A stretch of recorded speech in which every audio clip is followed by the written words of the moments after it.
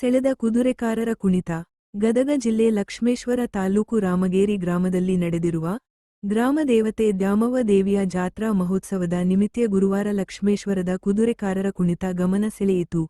ಕುದುರೆಕಾರರು ಮೈಲಾರಲಿಂಗಪ್ಪನ ಭಕ್ತರಾಗಿದ್ದು ಇವರು ಕುಣಿಯುವ ಕುಣಿತಕ್ಕೆ ಮಹತ್ವ ಇದೆ. ಸಣ್ಣ ಡೊಳ್ಳಿನ ವಾದನಕ್ಕೆ ಸೊಗಸಾಗಿ ಹೆಜ್ಜೆ ಹಾಕುವುದನ್ನು ನೋಡುವುದೇ ಒಂದು ರೋಮಾಂಚನ. ಕುಣಿತದ ಮಧ್ಯೆ ಮಧ್ಯೆ ಬಾರುಕೋಲಿನಿಂದ ಹೊಡೆದುಕೊಳ್ಳುವ ದೃಶ್ಯ ಮೈನವಿರೇಳಿಸುತ್ತದೆ. ಕುದುರೆಕಾರ ಕುಣಿತ ಒಂದು ಜಾನಪದ ಕಲೆಯಾಗಿದ್ದು ಮೈಲಾರಲಿಂಗಪ್ಪನ ಸೇವಕರು ಈ ಕುಣಿತ ಮಾಡುವುದು ವಿಶೇಷ. ವರದಿ ನಾಗರಾಜ ಹಣಗಿ, ಪ್ರಜಾಧ್ವನಿ, ಲಕ್ಷ್ಮೇಶ್ವರ.